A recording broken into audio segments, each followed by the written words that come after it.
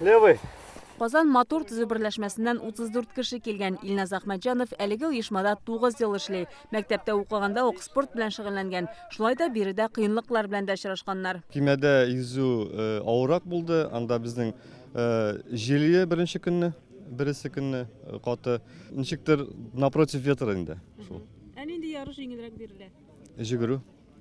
Миңа лично үземә. Бүген марш-бросок ярышының 3нче көне. Катнашучылар соңгы сынауларны үти. Билгеле бер вакыт эчендә төрле каршылыкларны узарга кирәк. Һәр минут исәптә.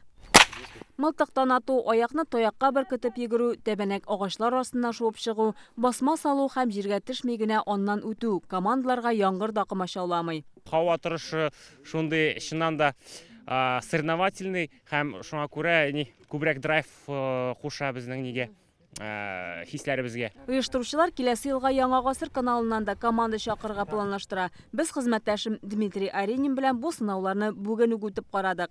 Вот давай, держу.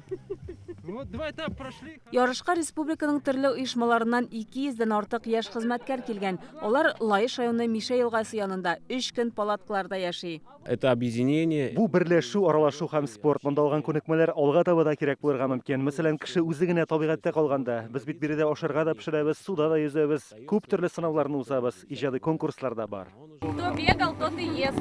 Конкурсның шартлары буенча кырда пешкән сый-нигъмәткә дә, учак янында башкарылган җырларга да бәя бирелә. Без үзебездә шуның хәле теге итмәдеге, расчет итмәдеге. Ну, 3нче урын алдык. Без бик шат. Бу 3 көндә алган эмоциялар бөтен ел буена җитәргә тиештер дип уйлыйм. Беренче урынны Яршалының ТЭЦ оешмасы командасы яулады. Лаеш районыннан Чулпан Касымова, Данил Филатов, Яңа гасыр каналы.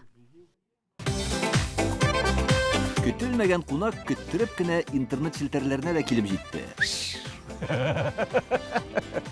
Хәзер бу фильмның барлык серияларын ТНВ.ру сайтында карап була.